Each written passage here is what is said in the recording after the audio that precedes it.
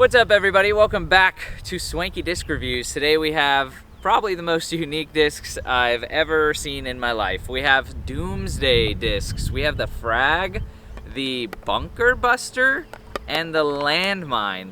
All of these discs are massive. So we're going to talk about how they look and feel. We're going to walk through them one at a time, starting with the Landmine. It's probably the most true feeling lid I've ever felt in my life. There's no rounded edges whatsoever. With the rim and how it works, it's 100% just 90-degree angles. It's very, very unique. Feels exact like people say lids all the time. This one is literally a lid. I don't know if this one's PDGA legal. I'll throw it up on the screen if it is. I know some of these are not. They're massive. Like this, I think, is the smallest disc out of the bunch, and this is a normal 1-speed Armadillo, and you can kind of see this disc is much bigger than the Armadillo. It's wild. It's gonna feel a little weird at first, but I don't hate it.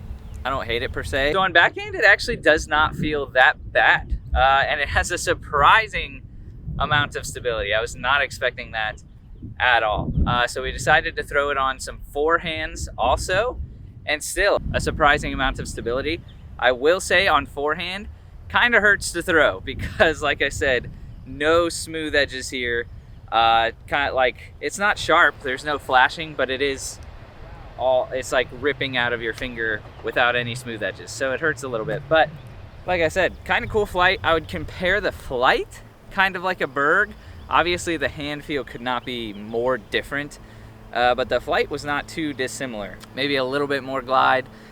Cool disc. All right, up next we have the Frag. This is a rubber blend disc, very flexible, and it feels almost like a tilt. I'm having a sense that it's going to be overstable. I will put the flight numbers and whether or not it's PDGA approved on the screen. It's 179 grams, and it's also massive. Again, here's like a normal disc, and here is the Frag. Yeah, the Frag's a little big. The plastic actually feels very high quality, very good if you like that rubber blend. I'm not a big fan of rubber blend discs, but I know a lot of people who are. Throwing the Frag on backhand, a lot like it tilts, guys. It's really only going to be used for niche purposes, getting out of trouble shots.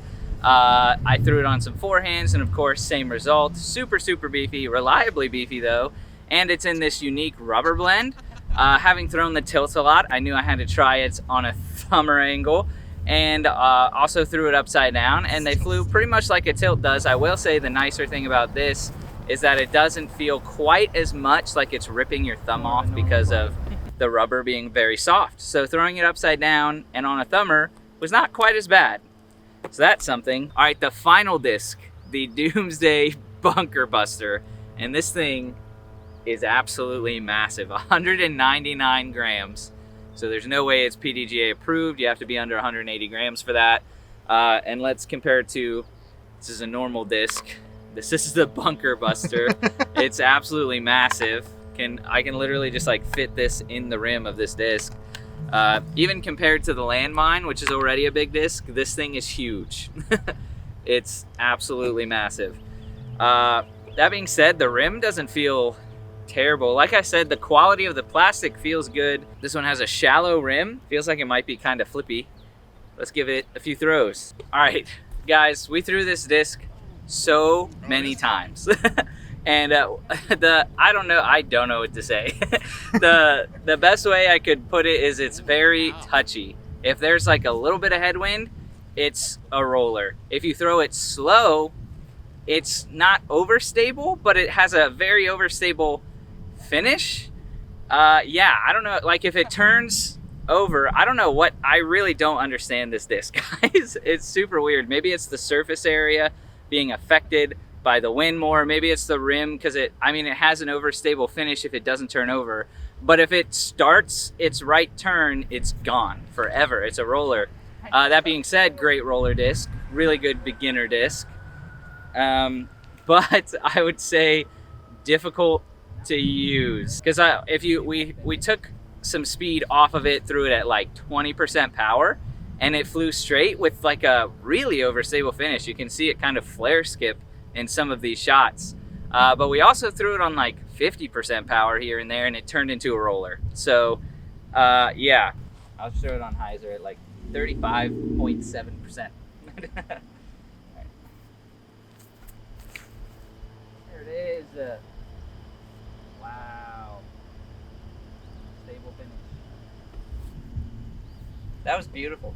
Took You just forever. have to throw it on 35.7% power. Anything else, it's going to turn right or left. So these are the 3 discs we tried from Doomsday.